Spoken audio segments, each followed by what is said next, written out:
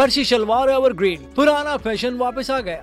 Jeans भी पुराने दौर के लिबास को पसंद करने लगे। इस ईद पर खवातीन की पहली पसंद भी फर्शी शलवार ही है। रमजान का आखिरी अशरा चल रहा है, ईद के दिन करीब। जैसे ईद मनाने के लिए अर्श पर चांद जरूरी है, वैसे फर्श पर खवातीन के लिए फर्शी शलवार होना भी जरूरी बन गया।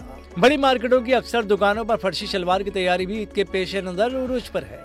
फर्शी शलवार की डिमांड बहुत ज्यादा और वक्त बहुत कम है, क्योंकि खवातीन का कहना है कि अगर ईद पर उन्हें फर्शी शलवार ना मिली तो फिर वो ईद को इस तरह नहीं मना पाएंगे।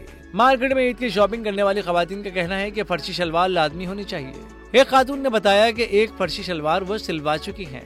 एक नौजवान लड़की ने बताया कि उसने भी अम्मी से कहा है कि मुझे फर्शी शलवार बनवा कर दें।